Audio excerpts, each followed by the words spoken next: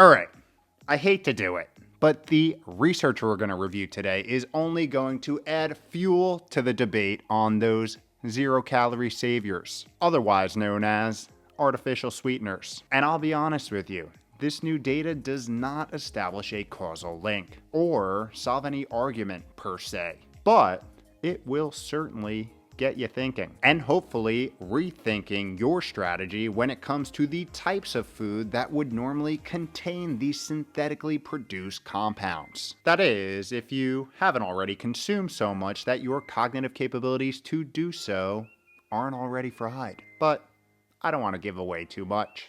Let's go. Yo, yo, yo. What is up? Welcome back to another week of How to Health. My name is Kevin. I run liftandbalance.com, where we take aim at all things health and longevity and do it in an odd, weird, interesting, and highly sarcastic way. Now, before we dive into this brain salvaging research, let's address the artificial elephant in the room. The chaotic uncertainty when it comes to artificial sweeteners. Because there aren't too many more things in the nutrition science world that credible people disagree on. Well, there's actually quite a few, but this is certainly atop that list. And for good reason, because for years we have been getting a whiplash of conflicting information, framing them as practical solutions to obesity and diabetes workarounds, to accelerators of cellular dysfunction and microbiome destruction, reigniting the rhetoric every time a new study hits the wire. If I were to give you a sports analogy, I think a ping-pong match of confusion would hit the mark. Now, if that confusion is by design or not,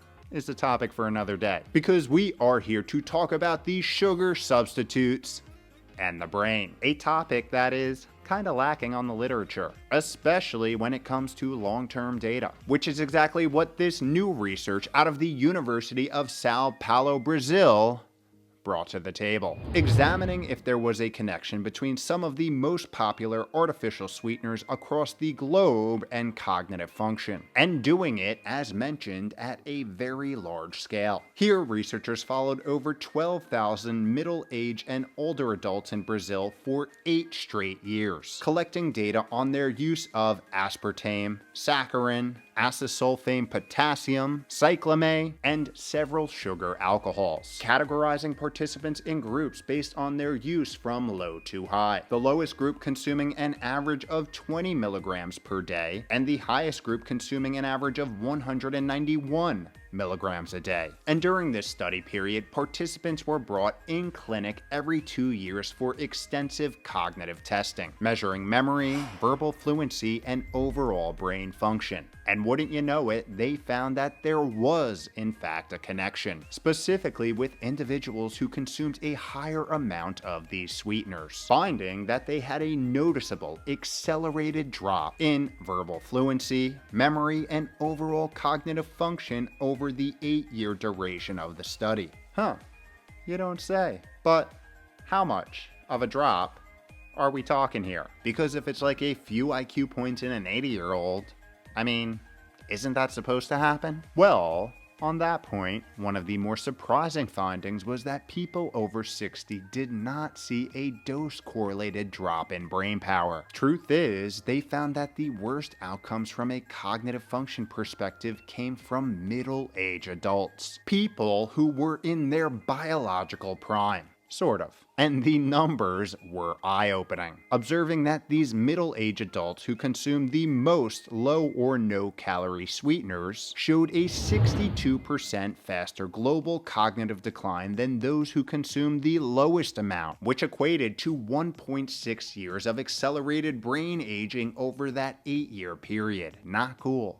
I know. And get this, the middle group clocked in at a 35% faster cognitive decline, or 1.3 years of accelerated brain aging. So still, pretty substantial. And to provide a little reference, a 12-ounce can of Diet Coke contains approximately 188 to 200 milligrams of aspartame, and it's a similar picture with many other zero-calorie foods and drinks. I also want to point out that there was no zero artificial sweetener group in this study, so there was no comparison to the cognitive function of people who were totally off the zero-calorie juice, which would have been super interesting interesting to see. One of the other key observations this team saw was that this association appeared to be strongest in people with diabetes. Ironically, the very people that these products are marketed to the most. And there was only one of the 7 sweeteners tested that was not associated with cognitive decline, a rare sugar named tagadose, which of course happens to be one of the least commonly used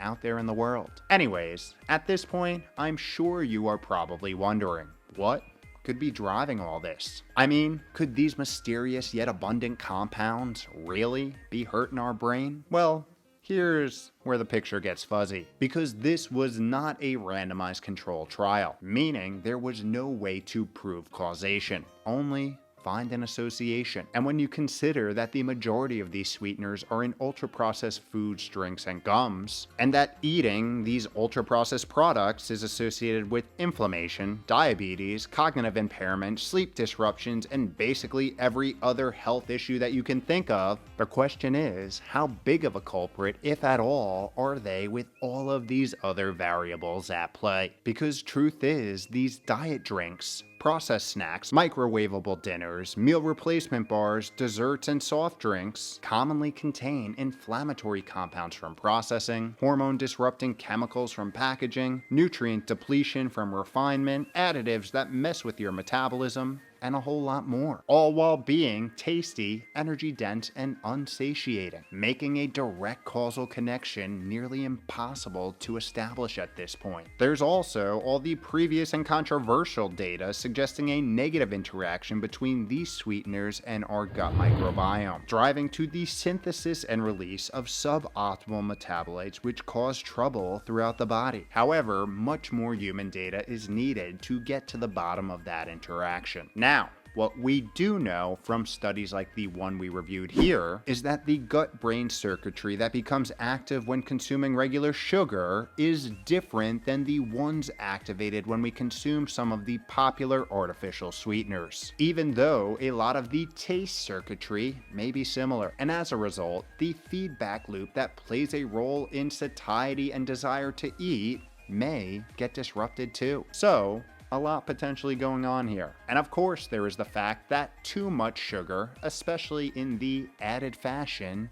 ain't good for you either. So one of the main reasons this debate has never had a winning side is because the context of each person's situation is different. Life is a game of trade-offs. If someone is morbidly obese and switching from regular soda to diet soda helps them lose 100 pounds, that's a pretty good trade-off. So it's always gonna kinda depend. There is, however, one thing that is crystal clear. The fact that if you choose real whole foods in their natural forms, your health situation will almost certainly improve. Because both added sugar and artificial sweeteners are null and void in that scenario, and replaced by nutrient-powered, cellular optimizing natural goodness. Thus, my personal strategy is honed around what we know is good, and minimizing the opposite and questionable, which equates to a real whole food, unprocessed life. Carefully inspecting all of the processed foods I consumed, because they're not all bad, based on a lot of the tips outlined in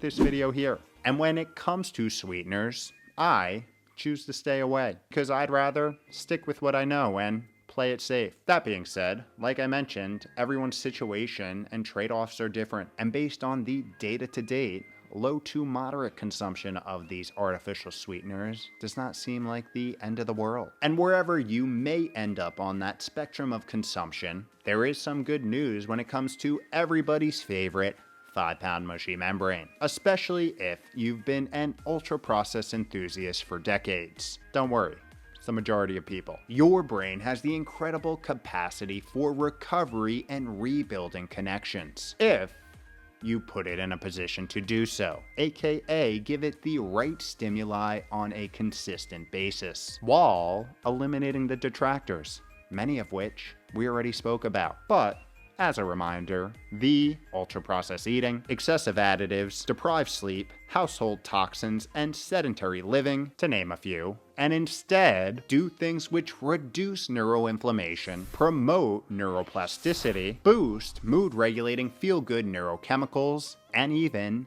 neurogenesis. How can this be done, you ask? Well, the following lifestyle cocktail is a good start. Mixing consistent cardiovascular and resistant exercise, real foods loaded with brain-boosting nutrients like omega-3 fatty acids, along with phytochemicals, antioxidants, and flavonoids from colorful fruits and veggies. Oh, and gut microbe-loving dietary fiber, which research has shown ends up being fermented into short-chain fatty acids and having an anti-inflammatory effect in the brain. Yeah, your gut microbes manipulating your brain is a thing. Adding to this stack, getting outside during the day is one of the best ways to align your internal bodily rhythms and optimize things like hormone signaling, as well as stimulating the production of inflammation-fighting vitamin D. And we can't not talk about the number one habit when it comes to brain prosperity: high-quality circadian aligned sleep. Fun fact, this is a time where all of the neurotoxic waste which accumulates throughout the day as a natural byproduct of being alive is washed out of the brain via the glymphatic system. So staying up into the wee hours of the night is a straight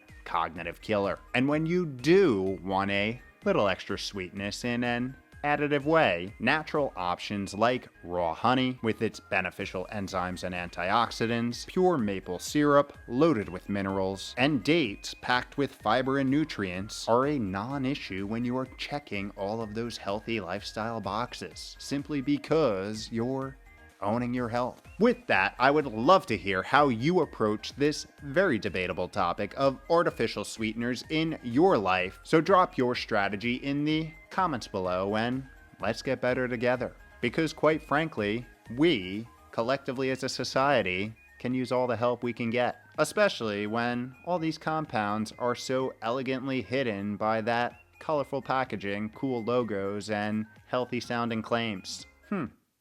Now that I think of it, I wonder what sales would look like if they were required to have a unknown side effects label instead.